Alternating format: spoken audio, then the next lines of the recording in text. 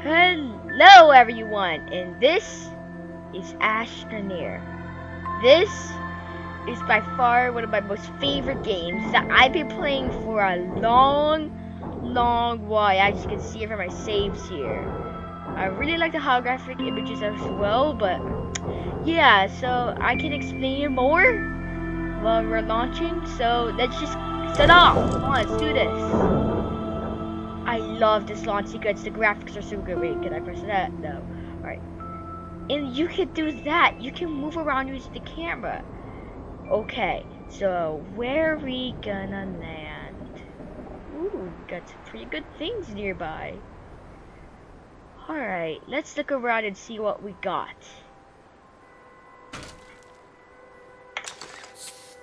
ASTRONEER is the sandbox game, but it's not exactly. You can do anything you want in this world. It can become multiplayer as well. Right now, I'm actually playing it on the Steam version, but there's a couple other versions as well that you can get. So let's look around, shall we? And it looks like we've encountered our first material called resin. Resin is the fundamental materials in this game. If you don't have resin, you can't expand your base, and you can't really do anything, and you'll lose. So let's mine some up using the terrain tool, which is activated by using E. And you can break it. It's awesome. And it looks like we just collected our first 2 resin. Now the resin goes in our backpack, which you can open by pressing Q. From there, you can see a whole bunch of stuff, like your power levels, your oxygen bar, and your inboard 3D printer, which is really cool. Now, of course, you can also see the power in the O2 level from the outside, along with your storage. But I prefer just to look at it from the, here, okay? So, let's extend our base by pressing on this thing. I have no idea what it is, but I like to call it this thing. So it looks like we extended using red resin, which we just collected. Now this is why it's fundamental. This is the way you expand bases. Now you may notice it's a little bit like the habitat. It can rotate any way it wants to, but there are 2 holographic things on it. And you place resin here whether you want it to be a platform, or whether you want it to basically be like this, and you can expand from it, like from the habitat here. Yeah, that's called habitat.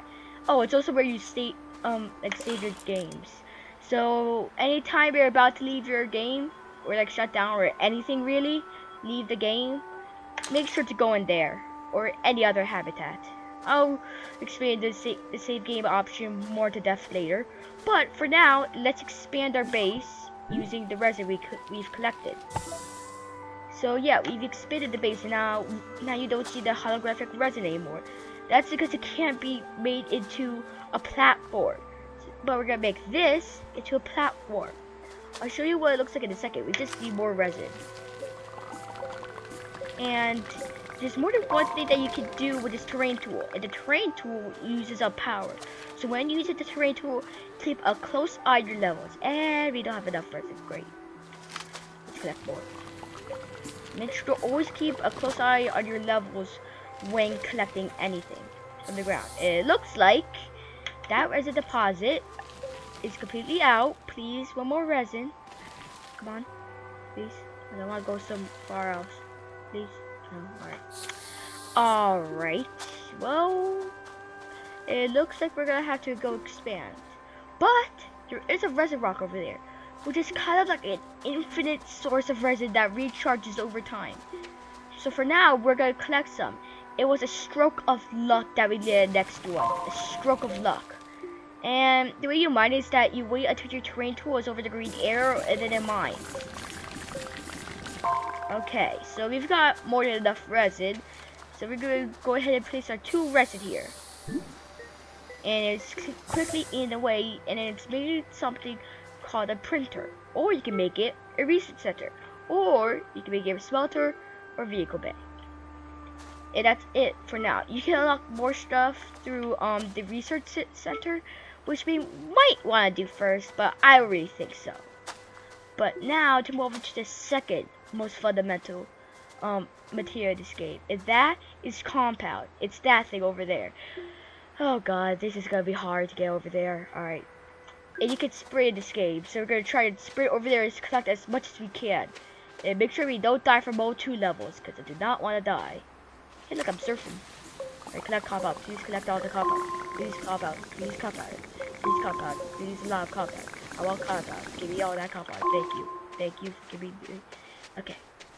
So as you can see, we have collected what seems like 2 compound. But trust me, it is 3. And I can show you because it's inside your inboard 3D printer. Right now, I'm planning to make tethers. And if I press this button and prints it, and it eats away the compound, it builds it. And that is an awesome animation, I have to admit. That is awesome. So we're going to go ahead and tether ourselves, which is this blue thing here. Tethers are probably the most things you want in this game. It's the first thing you ever want in this game, because if you don't have it, you're not gonna win. Oh, and I forgot to mention this. The terrain tool is not only used for mining. It can be used to make flat surfaces and build. So the terrain tool has 3 purposes: to flatten, build outwards, and mine. All of which are really useful in my opinion. Really, really useful. Really useful. But anyways, there's some deposits of compound here, so we'll go ahead and mine some of that up. And we are getting, so we have 4. And like I said, there's 1 extra one there. So we're going to go ahead and we're going to research this. We're going to get the research station, which in my opinion, actually no, we're gonna make the smelter. And to be honest, the smelter is probably the first thing you want to make. And you notice it says it requires power. Now I can't drain the power from your backpack, which automatically recharges. But there are 2 ways to get it. First, you can mine it. I'll get more depth that later. And second is other free energies like generators and solar power and wind. Well, generators are exactly free, but you get what I mean. So we're going to make a level 1 where is it, solar panel with a compound. And making it. Now, of course, it won't work now, of course. And I just put that on one of the smelters. And of course, it won't work now because it's not day. But for now, let's save our game and we'll explore more in the morning. Well, it won't fast forward time, but I wish it would.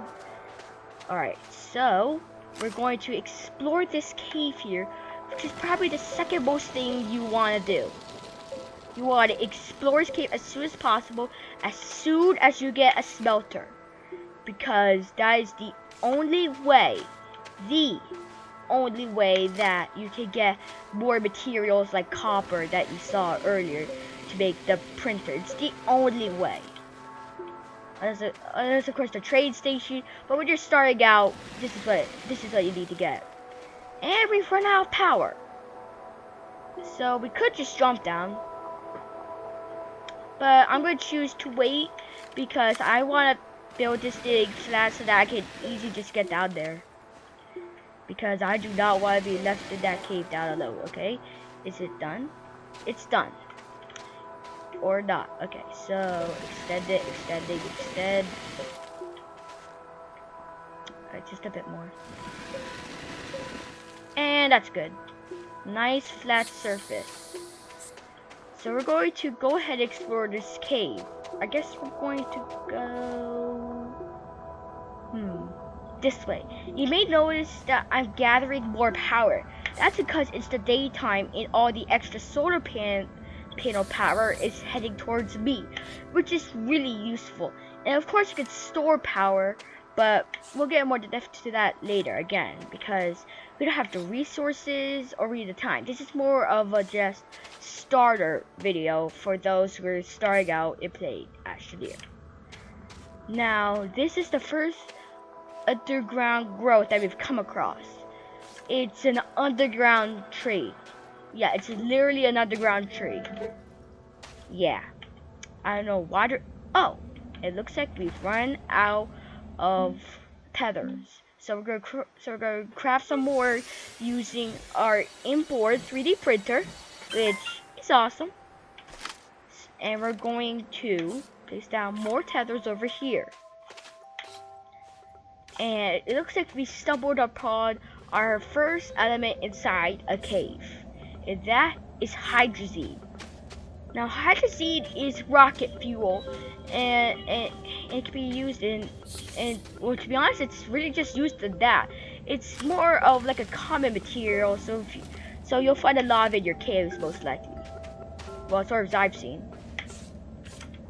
And you've maybe been wondering for a long while, hey, there's some weird blue stuff on the walls and on the ground. What is it? Now that is oxygen. Oxygen is really useful. It allows you to go out longer. Now if you notice, my O2 bar here is not going down, but the oxygen there is being slowly eaten away, allowing you to just travel around as much as you want to until that oxygen runs out. But to me, it's more useful just to be connected to a tether line, so yeah. So we're going to go over there, and that is the next element, and that is aluminum, or laterite, because it's not refined in the smelter. Now we're going to mine some up. It works the same way with the compounds in resin, except it becomes laterite, its unrefined form.